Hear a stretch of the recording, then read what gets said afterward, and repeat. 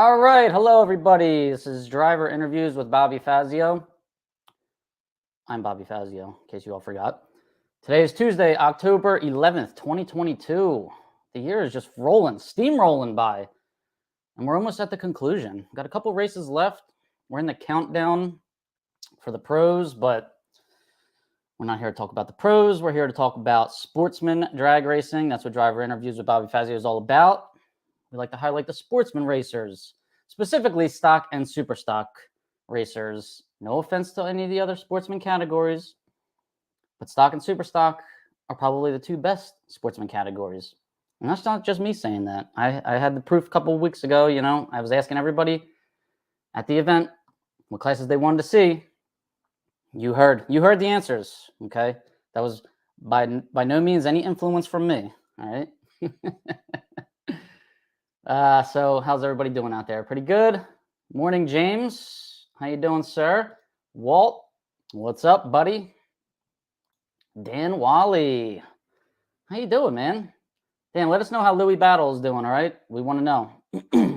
Everybody that races at Maple Grove, there's a gentleman there, Louis, that kind of works in the staging lanes, tells us when to pull into the burnout box. And he's been battling some health issues lately, so we want to know how he is doing. Pam Marshall, how are you? Hope your husband's there too, unless that's him just using your name right there. Husband Jim. Hi, Jim. Hi, Pam. Tommy Pettigrew, what's up? What's up, Tom? How you doing, buddy? All right, everybody. Y'all know me. Y'all know my website, driverinterviews.com. Make sure to subscribe to the YouTube channel.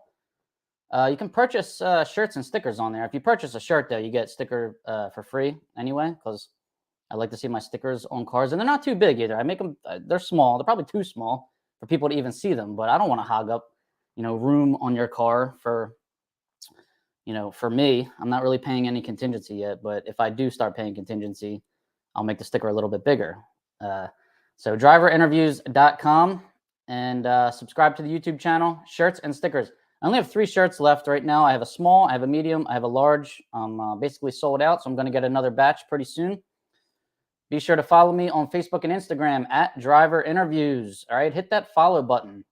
We just hit 1,900 on Facebook, and I think we're at like 1,935 right now. So I want to get to 2,000. I'll give away a shirt. Hopefully I'll have a new batch by then. But whoever the 2,000th follower is, we'll get something special. I'm going to start doing a lot of giveaways. The more sponsors I get, the more giveaways I can do. It'll make it a lot more fun for everybody. Maybe we'll have like trivia contests, and I don't know. We'll come up with something. I'll leave that to my wife. She comes up with the creative stuff, not me. One thing that does pay contingency, given that you are a premium member and run the sticker, is Drag Insights. So go to draginsights.com. Look at your stats, and most importantly, look at your opponent's stats. We had an influx of new subscribers this past weekend. The .90 drivers are starting to come on board. We have a lot more data in there. If you haven't logged into Drag Insights in, I'd say, the last 2 or 3 months, you're missing out because there's a lot of new data in there. So check it out, all right? Draginsights.com. Premium membership is only $50 for the year. Sign up for contingency. When you become a premium member, you can sign up for the contingency. You put the 2 decals on your car, win or runner-up. You get a 12-month extension or a 6-month extension. All right, and that's pretty immediate. That's like the Monday or Tuesday after the race. So we don't make you wait weeks for your contingency reward. You get it pretty darn quickly. And we had a couple contingency winners in St. Louis this past weekend and runner-ups. Right off the top of my head, though, I got to congratulate Brent Kopeka in that 1980-something Dodge Charger that he has, making it all the way to the final in stock eliminator. I thought that was so cool, running the elapsed times that he runs. Dude was displaying some talent. So congrats, Brent Kopeka. He is a premium member, and he has gotten or will be getting very soon the 6-month membership extension. I don't handle that part. The boss handles that part. I just do the math behind the scenes. All right. Anything I missed? I'm sure I did so far. Oh man, a lot of people saying hi. Doug, how you doing? Howdy. Don O'Neill, what's shaking, bacon? I would really love some bacon right now, or at least the smell of it would be enticing. Who else we got here? Gary Harper watching from Iowa. What's up, Gary? Doug Deck, howdy. Pete Stickles, hello, Pete. Where's your son? Tell him to put the gutters down and get on the computer and ditch out of work for a little bit. Dan Wally, surgery Thursday to get rid of some cancer in the bone. Staying optimistic. All right, everybody, say a prayer for Louis Battle. He works the lanes at Maple Grove. Heck of a nice guy, and we want to wish him well. Billy Gibbs, doubleheader in Bakersfield this weekend, California. All right, if anybody's got a car for me to drive, let me know. I could probably hurry up and get out there without telling me. But maybe I could sneak there and sneak back in time without anybody knowing, without the wife knowing. Maybe she'll just think I had to work this weekend somewhere, even though I work from home. I don't know. Somebody come up with a good story for me. But anyways, Bakersfield, I'm happy about that. That just came back. Good for Bakersfield. Famoso Dragway, I think it's called. Billy, good seeing you this weekend, buddy. Great job in the car there. I was going to say Dad's car, but I know it's your car too. You work on it a lot. It went from Dad to a partnership, right? Jeffrey Chrisman, how you doing, buddy? I didn't see you at the Nationals this year. Robert, yes, I missed you this weekend too. I ran around for a little bit the first day, and I didn't get to stay that long. So I was at Acura this weekend. If anybody saw the video I took in the lanes, and I recorded the entire round of qualifying. And Jeff, thank you for watching and listening. I appreciate it. All right, if anybody wants to join the show today, it's going to be somewhat controversial. I'm probably going to make some enemies. You know, I don't know. Friends, enemies.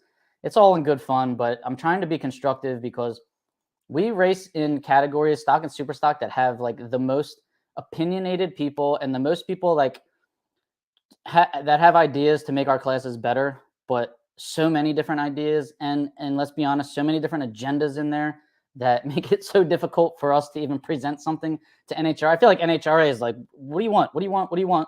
We don't know. We try to help, but there's too many, ideas, too many conflicts. And I feel like their head's spinning as much as mine does sometimes. So, we'll get to it. I just want to cover a couple things right now. St. Louis had a hell of a turnout. I know in race one there, 156 stockers. You had to qualify to make the field. That might be more stockers than they had at Indy. And 94 in super stock. It was a great turnout. 776 tech cards. Now, me just doing my math, I don't know how much they charged to enter that race there, but in D1, they charged $200 for entry fees. So 776 tech cards would be $310,000 in entry fees. So hopefully that track made some good money, and it entices tracks to want to keep running divisionals. So good job, St. Louis. Great job getting that race. Those two races in this weekend with all those cars. I had an NHRA TV running for, 72 straight hours.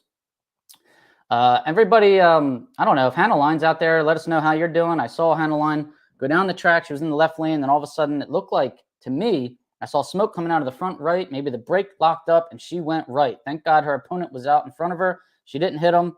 But there was like a picture-in-picture on NHRA TV this weekend that blocked when she went right. She went behind the picture-in-picture, so I wasn't able to see what happened. And Alan Reinhart really didn't know what happened until well after it already happened. So any updates there, let us know how Hannah Line is doing.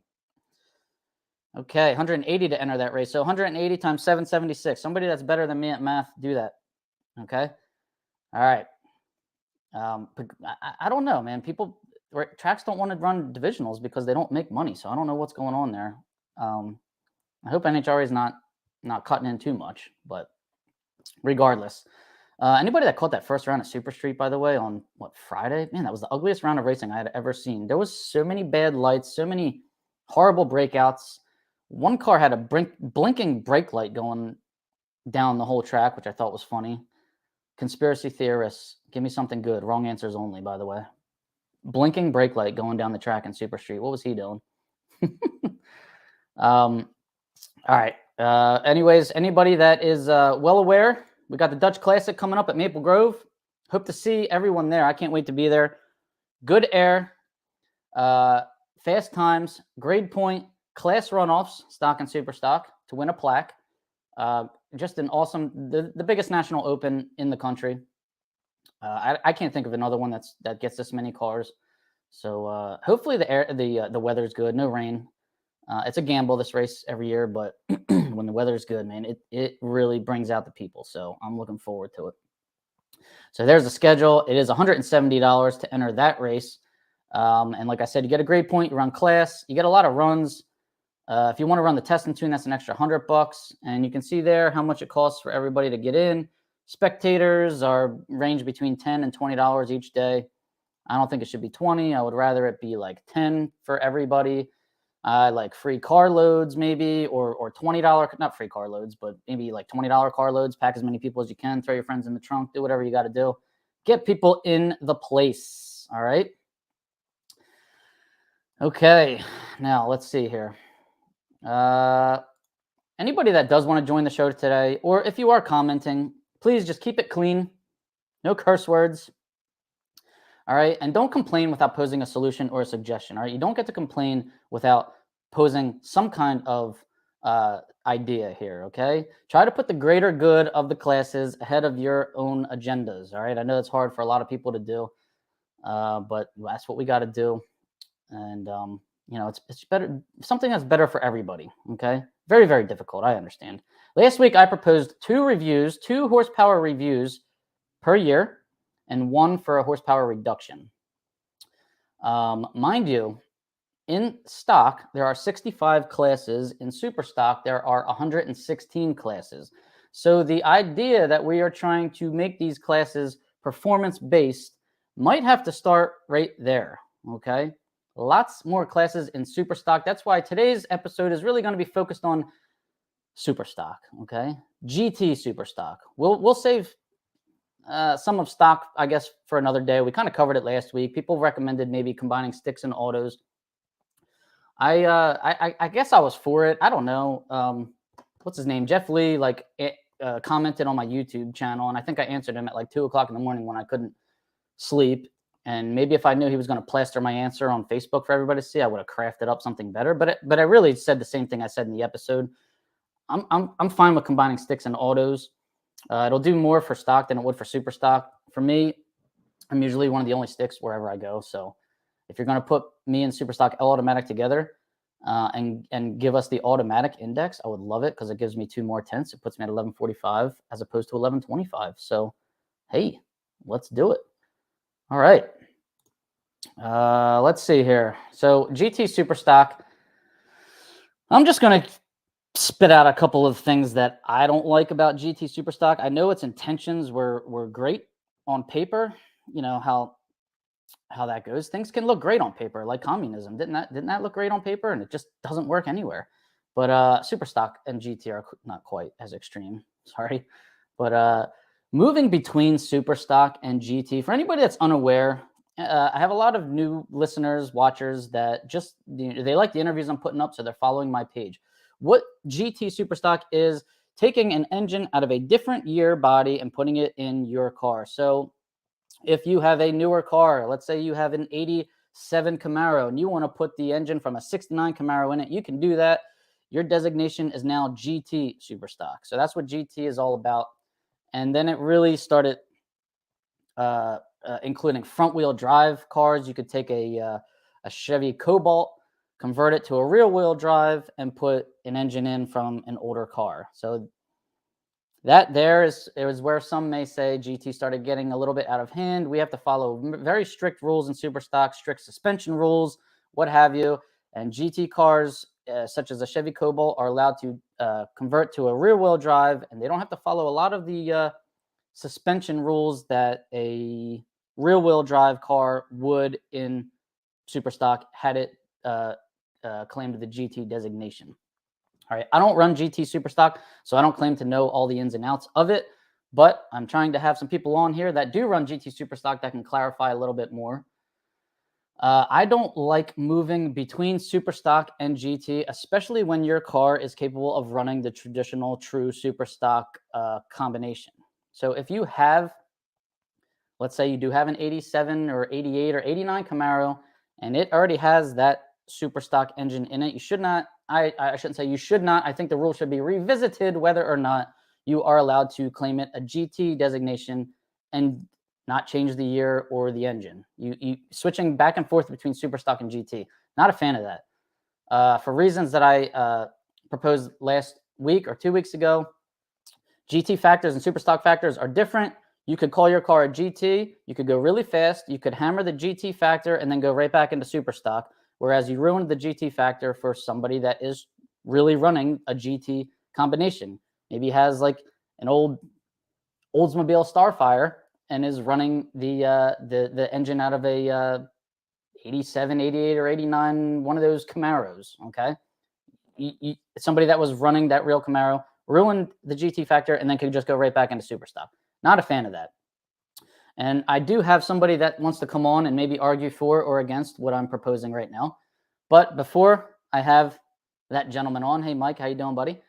I have a couple propositions here that I want to get out for super stock and GT horsepower factors. All right, here we go. I know some people are going to hate this, but here's what I propose for super stock and GT factors. If the super stock, so here's super stock and here's GT. If the super stock factor moves up, the horsepower rating moves up, let's say somebody's going fast with we'll use my combo, a 65 Mustang. Somebody's running fast with that and that combo gets hit, the GT factor should also get hit.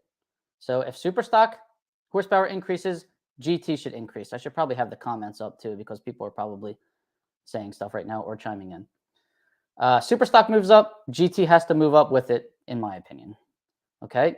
If super stock combo moves down, if somebody's running the traditional combo, if somebody's running a 65 Mustang and they're consistently going 55 under or slower, that combo moves down. The GT combo moves down if and only if its average meets that requirement also.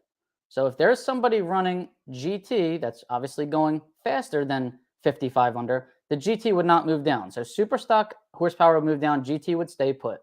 All right, that's the way it is right now. If there are no racers running that GT combo, so if the 65 Mustang moves down, but there's no data out there for a GT combo of a 1965 Mustang, the GT combo would move down with it. All right, so super stock moves down and GT moves down given that no GT cars are running or given that the GT average is 54.9 under or slower as well, okay? Super stock moves up, GT moves up. Super stock moves down, GT can move down, but it's not always going to move down. All right, next. If GT moves up, super stock stays put. Super stock is based solely on the triggers and averages of the super stock combo. So if somebody's going fast in a Mustang 5.0 that's running the 1965 Mustang engine, that car goes real fast and gets triggered, gets hit. The GT combo gets hit. The super stock combo doesn't. Okay, so GT can't bring super stock up. And then lastly, if GT reduction request is submitted, okay, it gets averaged with the super stock database. So GT can't get lowered unless GT and super stock all combined average are 54.9 under or slower. Okay, so GT submits a horsepower request saying I've gone 55 under or slower all year. Okay, you're going to average that in with the super stock combo. All right, is everybody following me? I know this is a lot. So GT can only get reduced if the true super stock combo and the GT combo are averaged all together and the average is 54.9 under or slower. If the combined average meets that requirement, then they both move down. Okay, that's how I propose that. All right, that's a lot. Mike Posey is here. Let's bring him on and see what he has to say about all of that. Okay, Mike, you there? What's up, man? How are you? All right, sounds good. Camera's good. Can you hear me all right? I can hear you all right. I can see you all right. And I don't know if you were listening to my whole spiel there, but I did. You confused the hell out of me. I know. I'm sure I did. Maybe I'll run. I run GT and I'm confused. All right. So I want to just hold on one sec, Mike. We got a little update here on Hannah Line. The upper A-arm bolt came out of Hannah's car, shot right, and she couldn't steer it. All right. So thank you for that, Doug. All right. I hope she's okay. And if anybody knows her condition, if she got injured, let us know. Thank you for that, Doug. Okay, let's see. Pete, what's up, buddy? How you doing? Good morning from Famoso. Good luck out there. Darren Poole Adams, if it came in the car, it's not a GT car. I agree with that. On top of GT, there is FGT, which I personally am excited about, dreaming about a 2010 Drag Pack 360 in a 70 AMX. All right, well, that would be really cool. I mean, I love the AMX, so, but factory GT, that's why we have 116 classes in super stock. So All right, Mike, my voice hurts. I need you to take over for me. Let me know what you think here. Even though you got And, really tiny feet, those are big shoes to fill. No, everything you said is right. But I will disagree with you on one thing. Where I respectfully disagree with the horsepower being the same for stock and super stock, or I'm sorry, for super stock and GT. And here's why. And everyone, you always think about the combo. That's what you know. So I'll use my combination just for the heck of it, because I don't know that many combos. I run a 327. That 327 in a 66 Corvette gets hit with horsepower in super stock. Why should that affect me? I don't run a 66 Corvette. So if it hits super stock, it shouldn't hit GT, because totally different platform, even though the engine's the same. This is why I'm an advocate for separating both classes. There's certain cars that I think we know which ones they are that can run 4 to 6 different classes depending on what weight they take out of the car and what they put in their tech card and what year they claim on the car. If you have, and this is a lot for NHRA to do, but if you claim a year on your tech card, say in Gainesville, you can't claim six different year cars all throughout the year. And then at the end of the year, say you go to Rockingham or Orlando, you're running a totally different car, but the VIN tag is still the same. If you have an 89 Camaro or 90 Camaro and you're running super stock, you have a super stocker. You don't have a GT car. But if you put a 350, 300 horse out of a 69 Camaro in a 90 Camaro, you run GT. But those two, they should be separated, because your platform, your car, how your car set up is different than a GT car. So that's kind of where I'm at. And I think that's where we have the differences. Now, my argument is you're taking the 66 Corvette motor and putting it in your car. GT, you're taking the engine out of an old car that is tried and true in that old car. That's what that car, that's what the engine came in. You're putting it in, by all intents and purposes, by definition, you were supposed to be putting it in a better, more aerodynamic car. Not necessarily. I mean, I thought that's what GT was invented for. That, and to display some of the newer cars that were coming out in the 80s. No, that's more factory GT than anything else. You got a newer motor in an older car. And then I'll give you my example. So we're back to the 65 Mustang, because it's the combo that I know. Yeah, that's what you know. I get it. Right. I have a horrible, horrible engine compartment on a 65 Mustang with these shock towers that eat up, 50% of the space that's underneath the hood there. So I got an engine kind of squashed in there. The headers, okay? The headers come out, like an inch, and they got to turn, because there's just no room in there. And if I take that engine and I say I put that in my stocker, my Mustang 5.0, my 1990, Mustang 5.0, and I have a lot more room under there, I can send the headers out. I don't have to do such a sharp turn. The car is more aerodynamic. It cuts through air and wind a little bit better. That to me was the whole purpose of taking a motor out of this car and putting it in this car. That's what GT. And guess what? Your index is also going to be faster too. You lose about, I don't know if it's all the way down, but you lose between a tenth and 1500ths in ET in your index. So that kind of equals it out. Right. So that's supposed to equal it out. All right. Right. So that's fine. We go with that argument. But now when the GT factor is rated lower than the super stock factor, do you think that should ever be? Yeah, that should be, because I haven't been doing this since the 70s, like some of the guys we race against. So they kind of seen the evolution of drag racing and what we do. But GT hasn't been around long enough to where some of these GT cars can catch up to the super stock cars. Because a lot of the guys are like yourself, like we're the purists, they only run super stock. So those cars have just naturally been hit more. Now that the advent of these front wheel drive cars, obviously they're separated, which I agree with. Yeah, so do I. They have their own horsepower factor. I'm not even going to even worry about that.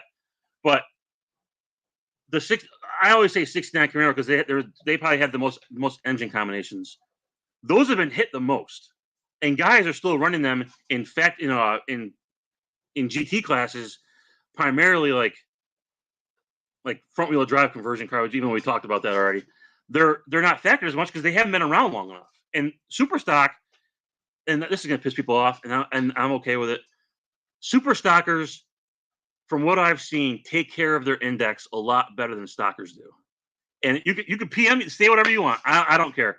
I've Well, seen there's 116 classes. That's the whole. right, Of course you exactly. can. So You can move and move and move. You can run a lot of these Camaros can run 6 different classes. right, And now that right. there's no such thing as shipping weight anymore in GT. Like there's another advantage. On top of that, you have half-pound weight breaks. All right, if there's no shipping weight rule, do we really need half-pound weight breaks anymore? Or That's do we need as many of them? Like in super stock and stock, you have half-pound weight breaks at the top where the high horsepower cars are, because then the argument is, well, it's a 500 horsepower rating. I can't add 500 or take 500 pounds out of the car to move classes. So that's why we have half-pound weight breaks up at the top. But in super stock, the half-pound weight breaks, they stop at super stock I. So J, K, L, M, all the way down to P are full 1 pound weight breaks. Whereas in GT, we have half-pound weight breaks from GTA all the way down to GTQ. Mind you, we didn't have GTQ 3 or 4 years ago. That we stopped at GTM a couple years ago. Then they added more. For some reason, we added more classes to a category that already has too many classes.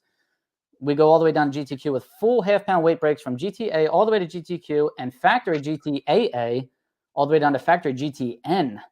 So is that necessary to have all these half-pound weight breaks so people can keep moving classes? The what's the problem? What's the solution? The problem or issue at hand is there's not enough heads-up performance-based runs. Okay, that's the problem. That's I think we can all agree on that. What's the simplest solution? I agree with you. Get rid of half-pound weight breaks. Okay, most of us run heavy anyways. I don't. I'm right on the line because I'm slow as hell to begin with. But if you get rid of the half-pound weight breaks, separate stock and super stock, right there, you're going to have a significantly higher average of heads-up runs more often because the pool isn't as big anymore. There's going to be a lot more cars stuck in the same classes. There's those two things right there by themselves are going to fix a lot of problems. I would agree. I mean, absolutely. So now Dwayne says there's got to be a 5-year separation. You can't.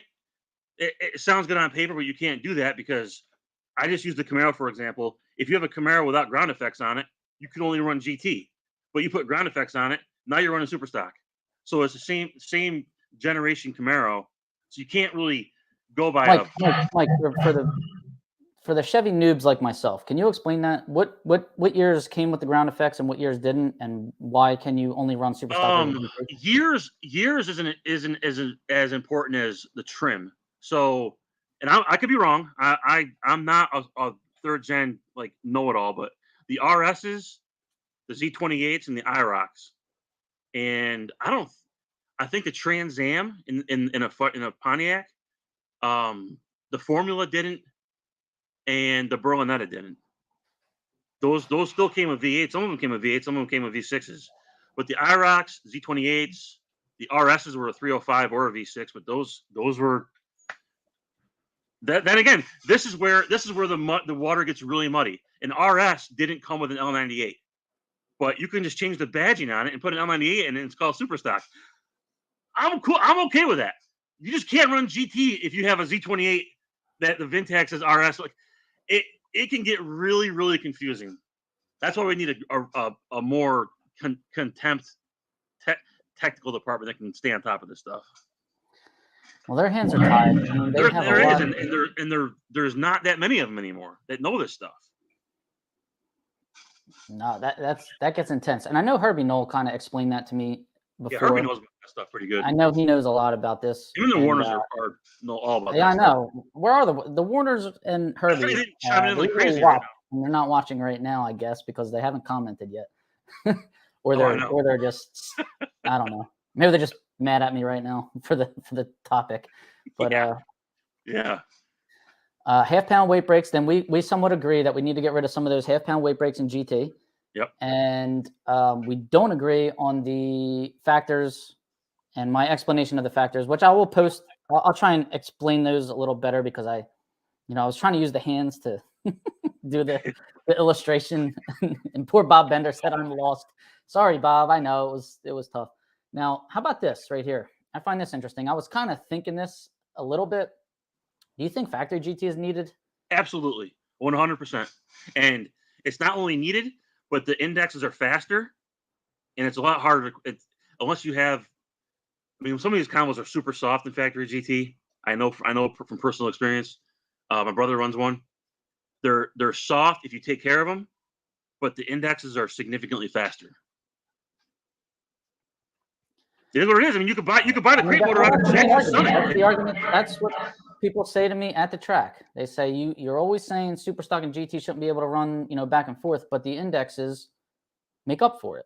Yeah, exactly. Okay? That the GT index is faster than the Super Stock index. I still, it's not that I'm worried about, because most of the cars are using it to protect their indexes. It's the fact that there's so much movement going around. Are we keeping track of all of it? Is everybody claiming the right year, the right weight, the right this, the right that? And it's avoiding, it's not promoting heads ups. It's not promoting performance based, which sounds like the majority of racers want, or at least that group of racers is making it known that they want it. Whereas maybe there are racers out there that don't want it, but just don't want to say so. I don't know. But so I want to play devil's advocate with you, Bobby. Say we separate the classes, the Super Stock and GT, they're separate. At what point, if you could only run Super Stock, at what point you're like, I'm not going to go to this. I'm not going to go to that race. I'm not going to go to this race because I have no chance. There are already the monsters at these races that you have nothing for them. You don't have the equipment to beat them. Do you think that's going to deter racers to actually going to a race because they know if they're on the same side of the ladder, chances are they're not going to win the race. Right, and that was brought up by Lonnie, I believe, when we said, how come we don't, let's have, if you want people to run all out more, bring in 80 cars, qualify 64 of them. Okay, well, he said exactly what you said. Well, then there's racers that will say, I'm not even going to show up, or I'm going to withdraw once I see the entry list because I know I can't run with that person, or I'll be not making the field. So what you have just said, Mike, is what NHRA is or was thinking. It makes sense. A year ago. It makes sense. I mean, Galat, if I won first round, my second round was against John Fogel. He had me covered by half a track. Why even wake up? Like, why even wake up? And then we're like, because his two-step might not hold. You never know what's going to happen. Red light. You don't know what's going to happen at the starting line. The guy, who knows, he could have I don't know. But his tire might go flat after the burnout. Exactly. You don't know, but you gotta. Still went 580 miles. You can't give up. Play the long game. I know there's so many K stockers that I cannot run with, but if I can push them out, I mean, and by push them out in the heads up, I don't mean they're going to break out. I mean, make them go 120 under. Right. And I get the loss. Now I'm playing the long-term game here. Yep. Okay. They could get hit, especially if we go to that 2 horsepower review thing that I was proposing, but,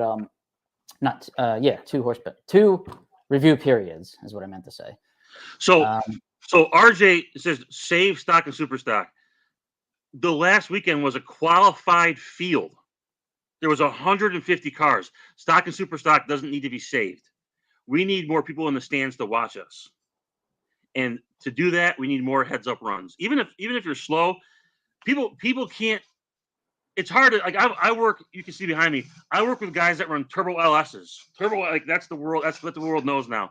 I'm trying to explain to them on television who's dialing what, why they run this, why they run that. You can see their eyes are glazing over. All they want to know is when do they go heads up? They go heads up when they run the same class. Okay, that's all they want to know. Right, and that's you and I are in total agreement there. More heads up.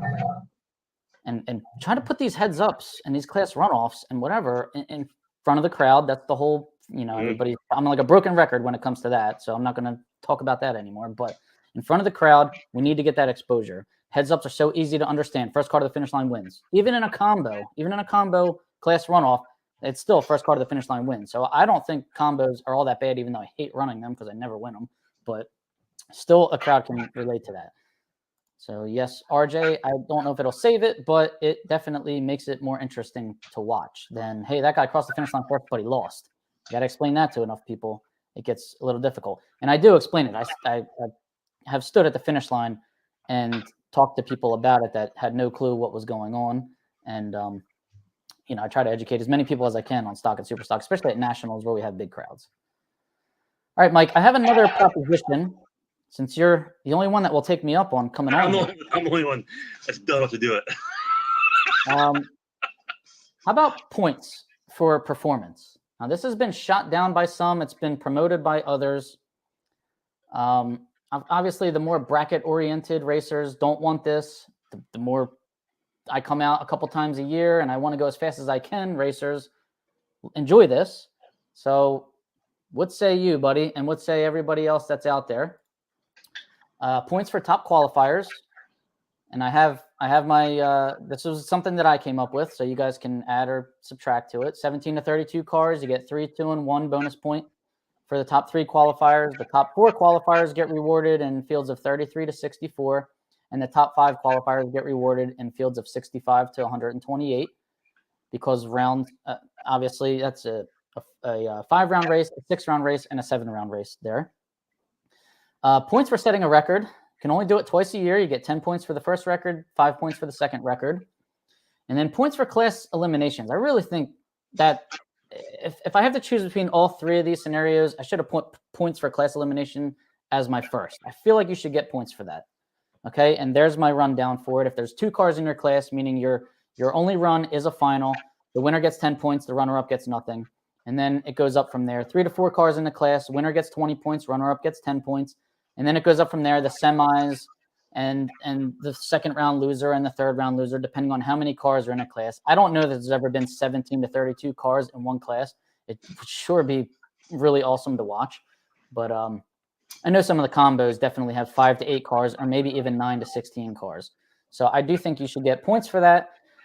And then lastly, I feel like the higher qualified cars should get lane choice at least for round 1. Okay, no more coin toss, at least in round 1. I think, and this is coming from me, I'm always in the second half of the ladder. I would never get lane choice in the first round anymore. But give the higher qualified cars something, at least make their one reason to qualify. Because other than that, there's really no point to qualifying other than if you qualify number 1, you could get a bye, or if you qualify, number 2 versus number 48 could get a second round bye, like something like that. So it's I don't know. Higher qualified cars get lane choice, no more coins. Herbie Knoll tried to take me up on that at Maple Grove this year. He was higher qualified, and he said, "You're always pulling for that. Let me get my lane choice." So just give it to him. Sure, I said sure, but then he said, "Nah, it's okay. We'll flip." Herbie's a good dude. So only thing I agree with this is points are setting a record, and you can even go farther than that and say records got to be set at a divisional or a national event. No more opens. That's only that's my only.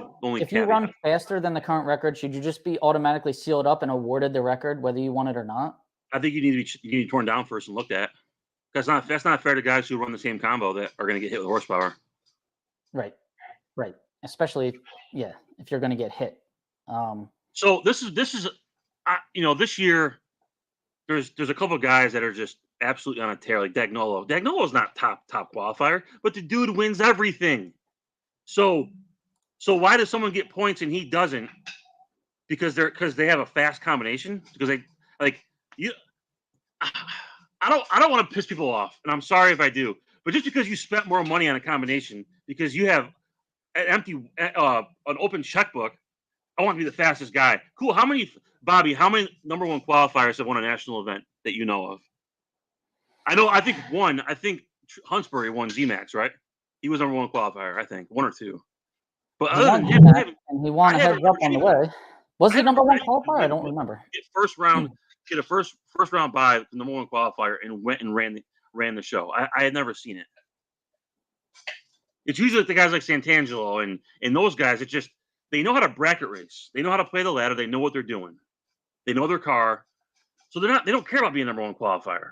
Like they get their points through the race. That's my only thing. I mean, there's other guys that are out west. The guys in every race. Like Drew Skillman won a national championship in 2014, 15, somewhere around there, and I believe he qualified number 1 at like 7 races. Okay. And that was with a Cobra Jet. And it maybe not have been factored like 100% yet. I mean, when these factory cars were coming out, a lot of them had soft ratings. Oh, right. they were qualifying number one. And if you can get in that spot, if you can go 119.9 under and take that little top spot, you know, you can do it. Here's a good example right here. Greg Stanfield qualifies number one and wins a lot. So there's your world champion qualified number one. Wins a lot, but how many national events has he won this year since he got back to Super Stock? He does win a lot of rounds. He does. He's a great racer. But he qualified number one at a lot of he told us on a show one time he tries to qualify number one because he wants that buy run. He wants that free round. So that is it is a thing. It is a thing. That's an example of your all-around performer versus end bracket racer.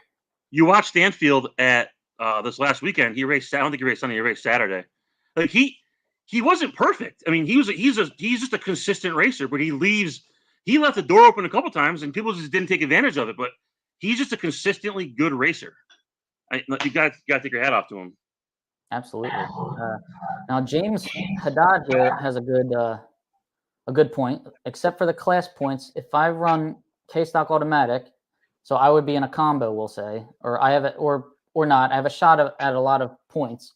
In SSL, I wouldn't have that many because, again, I go somewhere, and I've run the nationals at Maple Grove where I was the only stick car. They couldn't even combine me with anybody. I made a buy run and I got the win, so I would get my 10 points. So what would we do in that situation? Well, a good question. I don't know. I guess there's pros and cons to having nobody I would get my free 10 points there. In K, I would have to beat people or be in a combo where I could get the opportunity to have more points. Also, I'm hitting my average more times too, because to win class, you have to go fast. So I guess that's the downfall. More points for possible horsepower hit at the end of the year. Other than that, no, I can't think of anything. Now, somebody also did say, should there be a limit on how many races you can claim? Or can you go to every race that has class and earn points? Class races you can claim. Now, in divisional events, they take your best 5 of your first 8 when it comes to divisional points, when it comes to the bracket racing points. I shouldn't say bracket racing points. When it comes to the divisional points, because there's heads up in eliminations. But should we treat class the same way? First 3 or I don't know. Only from events that you're allowed to claim points at? I guess we have to find out exactly how many class races there are. How many nationals, how many divisionals have class. I hate when divisionals have class instead of the national because there's nobody there to see it, but there's more cars there to participate. Mike, I'll leave you to think of something good there. Bobby, if you have class runoffs in a national event, then you got to start Thursday. Well, we never had to before. We used to have more cars. So I don't believe that for a second. When I started racing, how not? Friday. I only know from my experience running. Yeah, no, I know. I only started a couple years before you, Mike, and 2009 is when I started class racing officially, and we would always run class with 90 or 100 cars in stock and super stock on Friday. But you counted those as your qualifying runs too, though. No. We would qualify on separate Thursday. Yeah, okay. Yeah. So you're right. We would have to start on Thursday. We would qualify on Thursday and then run class on Friday all day. So now you need NHRA tech and employees there an extra day. That's more money out of their pocket. That's why they won't do it. I hate to sound like that. The majority of national events start on Thursday as it is. So I think there's only a handful that are just 3-day events. Okay. Charlotte's always a 3-day event, right? That one never starts on Thursday. But they don't run class at Charlotte, I don't believe. Yeah, so the Maple Grove National starts on Thursday, but we've been running class on Thursday as well. We never used to do that. We used to run class all day Friday, which was cool. You were in front of the crowd, and then you would go into first round Saturday, which was cool because you're in front of the crowd again. And it was nice. I thought it was nice. And that was when we had more cars. Now we have less cars. What do we get? Like 60 cars in each category. Until the end of the year here, there might be more. So I don't think we need to be doing that on Thursdays anymore. All right, hold on. I want to go in order here. Dan, we'll start with Dan. If it's heads up and that gets the fans in the seats, should we be promoting and running more stuff like top stock and junior stock? That's been recommended. That's been suggested. We tried to have top stock at Ken Mealy's race and nobody showed up. So I don't know. That's something that we can maybe put out there. Huntsbury qualified number 4. All right, so Okay. he Okay. I thought he was number 1 at one point, and then I think after first round qualifying, he was number 1. Then he might have got knocked off. I'm sorry. Okay. I don't have the sheets in front of So me. he would have, depending on, I think there were 60 cars there. So depending on my little thing here, he would have gotten 1 point for that, for qualifying number 4. 1 per division for class. So you get points for class once. All right. So if you run class 3 times, what do they take? Your best? I guess we would just go with your best. Okay. RJ Torres.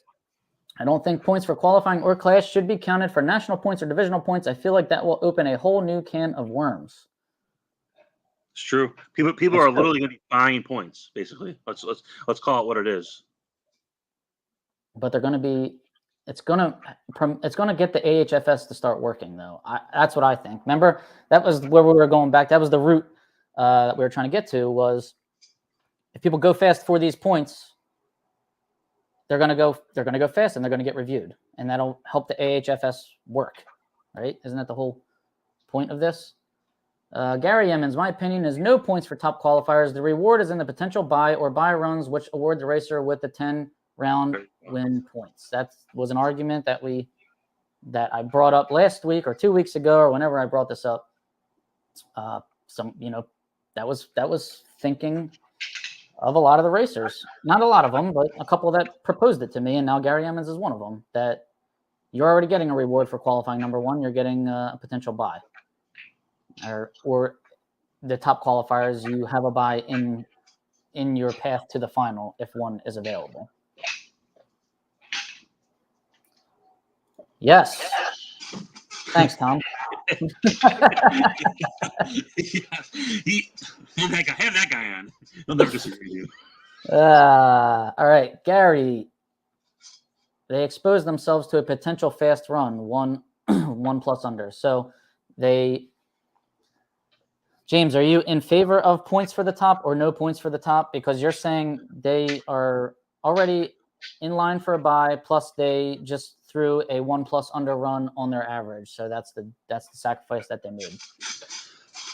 Bobby, at one point you talked to Lonnie that he was gonna review runs not just at the national and divisional level, but also he was gonna review them and also 8th mile increments.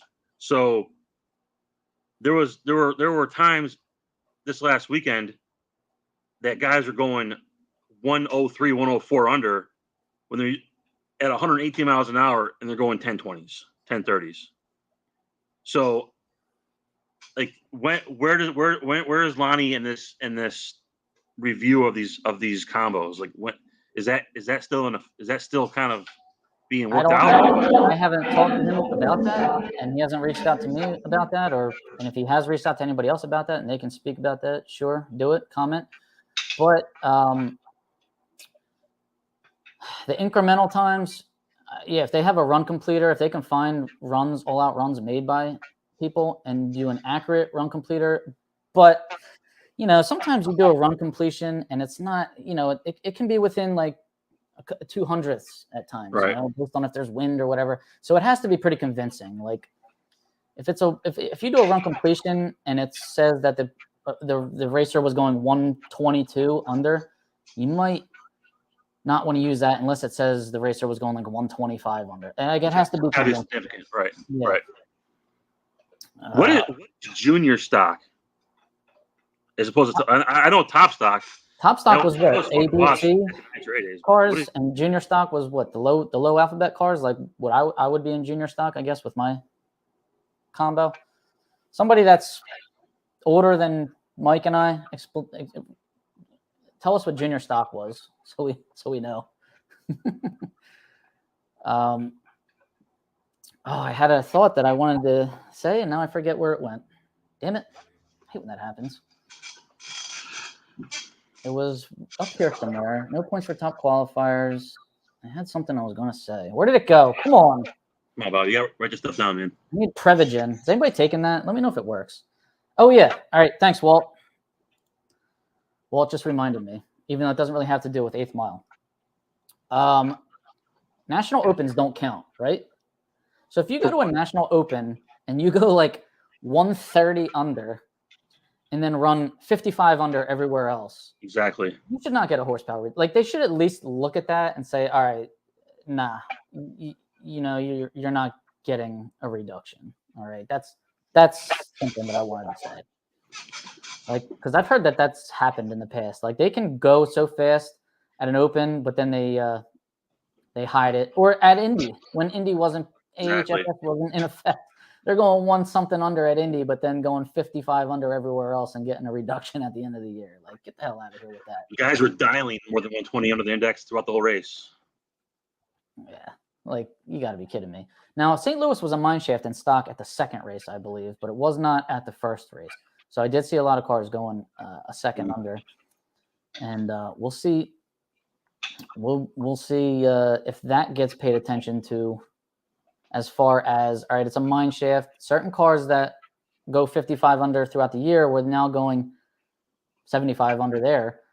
Would they get a horsepower reduction at the end of the year? I don't know. I mean, maybe. Not going to count. So, Bobby, I want to ask you two questions. These are more like hypothetical than anything else. Number one, do you think for the cars that are before, let's say engines prior to 1980, that people still run in stock or super stock NGT, whatever, do you think the technology has maxed out? And number two, do you think those same engines should ever get a horsepower reset? I think the technology has been maxed out within the rules, but of course, every time you change rules, you know, or you allow another thing like we've done in stock for years now, you know, roller lifters, ring packages, what else? Like, I think stock used to have to run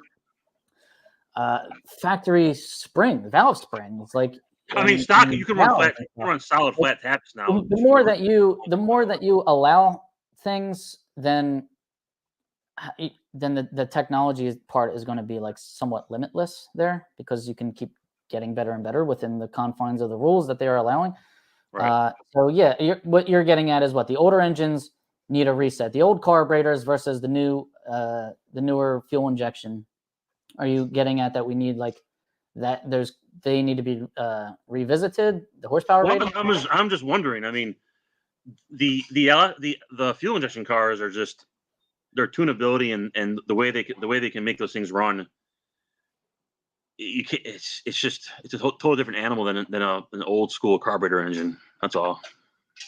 Absolutely. I can go in my stock and tune each individual cylinder, add or subtract fuel, add or subtract timing with my fast. Now you can do that. You can do that with a grid. Well, you have to have a race pack, but should you have that capability in stock Illuminator? I mean, now we're going down a whole new rabbit hole. But how are you going to police that? How are you going to police it? Now you have to keep these cars competitive, because now you have these fuel injection cars coming in. They're kind of taking over, kind of. There's still guys out there that can make their combos fast. It's like they have to keep up. They got to figure out how to do that. And unless it's not in the rule book, then they're going to do it. Right. With the fuel injection, yeah, that A stick shootout.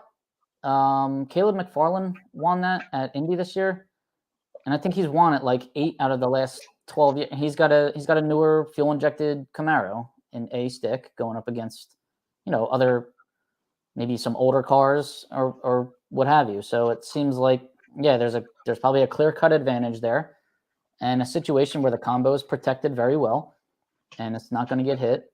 And yeah, he can add or subtract fuel. He can add or subtract timing. You can add or subtract timing with a grid, but it's a carburetor. You're not going to add or subtract. I mean, you have to get very creative to add or subtract fuel to different cylinders with the carburetor. Right. You might be able to do it in super stock a little better because you're allowed any manifold you want, and you can try and work the manifold a little bit, or maybe jet different corners of the carburetor, but that's about it. It's not going to be as precise. In stock, you're not allowed to tamper with the manifold, so it's basically you can mess with the carb as best you can, jet different corners, maybe do different tricks to the carb I don't know how much you're allowed to do to the carburetor in stock or super stock. So it's really, it's hard. Tom Gent here, as a newcomer to class racing, glad to have you, Tom. We've put a great deal of effort into slowing the car down, so that seems counterproductive to the meaning of racing. It sure does.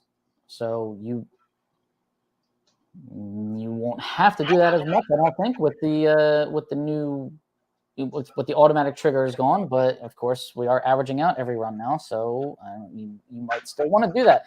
And as far as I know, Tom's in Super Stock J Automatic, which is a tough class. Tough class. Now imagine Super J Automatic. Now you got I cars and some K cars all in one class now. If you get rid of the weight breaks, that would be awesome, but it would suck for the slow cars because they have no chance. But that's kind of what people want to see. They want to see performance based classes go. Imagine like stock GH and I cars. Holy crap! You'd have 30 of them in every race. You have to show up with your best stuff, or else people probably wouldn't show up. You're absolutely right. Now, let's get back to the GT cars getting away from shipping weights. Do you think that's a good thing? Like, what's the point of that? You just take any body you want and put in whatever weight you can make that run with. They got away from that. Even though they got away from that, I still think it didn't make people jump like 3 extra classes because your car wouldn't work. Before they made that rule, people's cars worked. Now I take away the weight break. I'm not going to add another 400 pounds on my car so I can run L or M. That's ridiculous. So I don't think that really made that gigantic of a difference, personally. Well, what's the point of moving classes then? If there's no, I thought the point of moving classes up or down one was because shipping weights were a little off, and you had a shipping weight. It said that your natural class was like M stock automatic, and you just had to add a ton of weight to this car to make it fit M stock automatic. So you were allowed to move up or down one. I thought it was because the shipping weight might be a little inaccurate and you didn't want to load the car up with weight, or you weren't allowed to load the car up with that much weight. Right. You're only allowed to add so much weight to a car.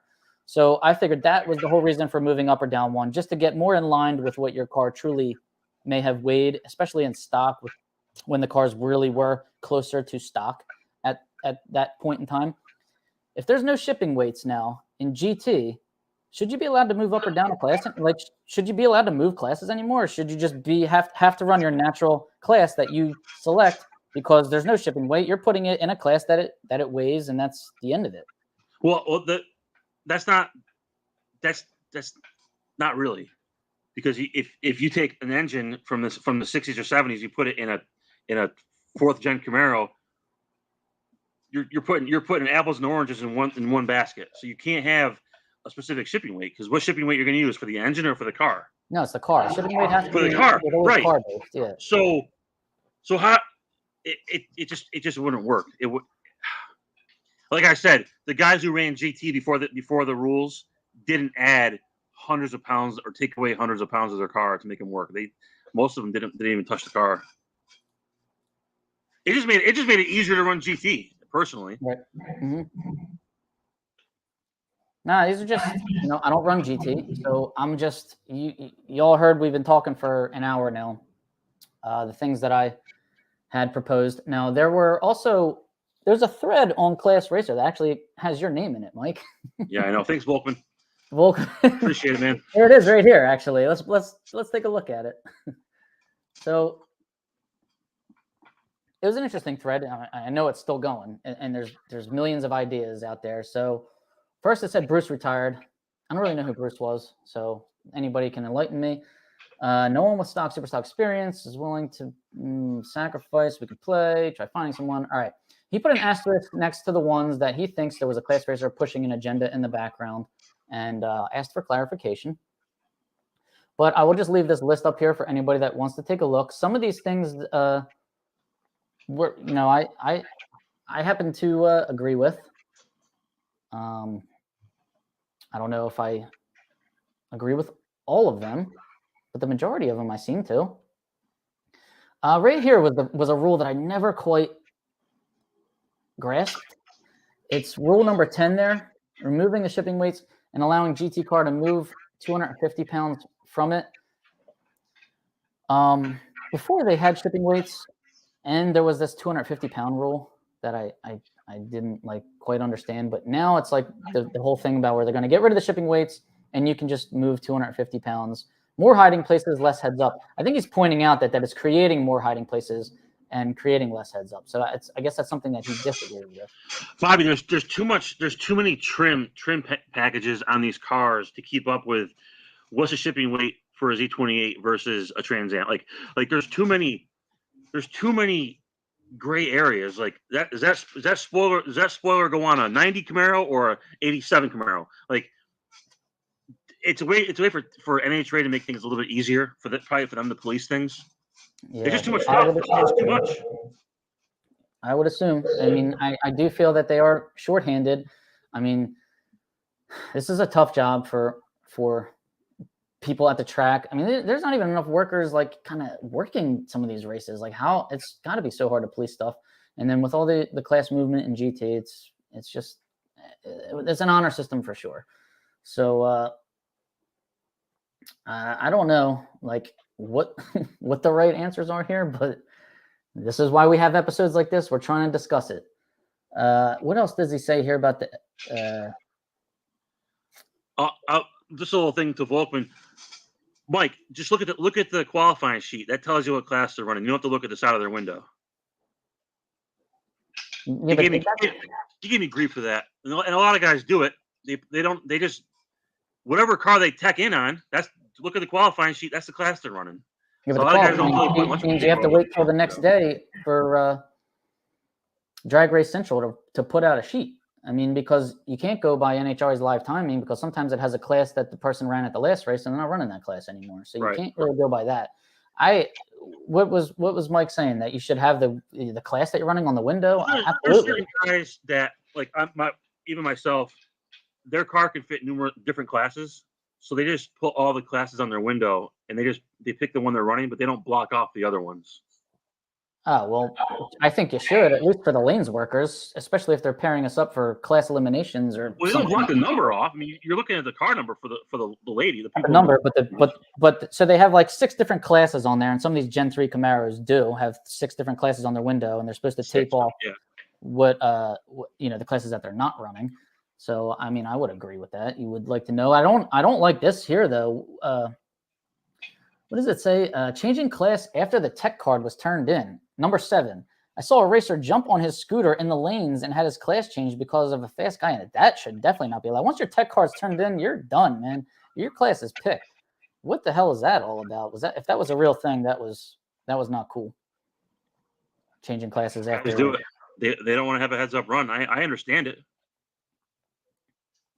Don't race super stock if you don't want to have a heads up run. Then. I know it's the sad thing is the guy who I knew did it was actually really fast. He probably could have done a good job, but he wanted to get out of it. There have been times that I've lost I've lost every heads up run I've ever had in eliminations. That doesn't mean I don't change classes everywhere I go. I see it on the ladder and I'm like, crap, if I make it to 4th round and this guy makes it to 4th round, we're going to have a heads up. And guess what? It's happened almost every time too. So that's racing. That's class racing. It's performance based. Sometimes deal with it. With the new tech, you can change after you get to the track. Yeah, I saw that because you fill out your tech card online a week and a half before the race, and a lot of things can happen there. Oh, Tom, way to get sidetracked. Tom's a man after my own heart. I'll do another episode on that next week. All right, I think we covered a lot here today, and I don't want this to drag out too long. If you guys are just joining us right now, rewind back to the front of the episode. You'll see what I proposed. You might have to rewind my my horsepower ratings for GT and Super Stock a couple times before you understand it. Sorry if I didn't do a very good job explaining it. But if you have any questions, feel free to comment on here, and I will answer you back. Mike, thanks for coming on and giving my voice a little bit of a break today. And for providing us some insight into GT Super Stock. Do you have anything else you want to add, though? Because I don't have anything else I want to add. But if you have something that we didn't cover, by all means. We could be on this. You can be on this podcast for another hour and a half if you have to. I mean, we can go on forever. We're kind of a beaten dead horse, but I like to have more dialogue with other people and getting other people's opinions. Like, yeah, man. I thought we were going to have some more. You know what? Tuesdays at noon is just the time that I have, noon Eastern time. For anybody on the West Coast, it's 9 a.m. where you are. This is just the time that kind of works for me. I work afternoons and evenings. My job is tutoring kids in math. So I work after school ends. But if there's a better time that you guys all think that, there would be a lot more interaction on here, I'm sure it's after everybody gets home from work in the evenings. Let me know. Comment. I'll try to work around that, and maybe different time for the day for everybody in the country to kind of get on here and have a chat. I want as many people as possible to be involved here and have their opinions heard. All right. Awesome. All right, Mike. I appreciate it, man. Yeah, thanks for coming on, and thanks for joining us, everybody. Driverinterviews.com. This is Driver Interviews with Bobby Fazio. Mike Posey, thanks for joining us. How do you say your last name, Mike? Posey. Posey, all right. I'm good. You good? And RJ Torres, we should do a watch party during a race. Hey, maybe we will. All right, guys, driverinterviews.com, draginsights.com. Follow me on Facebook and Instagram at Driver Interviews. Hit the like button, hit the subscribe button, share it, hit the share button, tell your friends. All right, get them all on here. I need all the help I can get. All right, guys, thanks for joining us. Take care. Have a good one. See ya.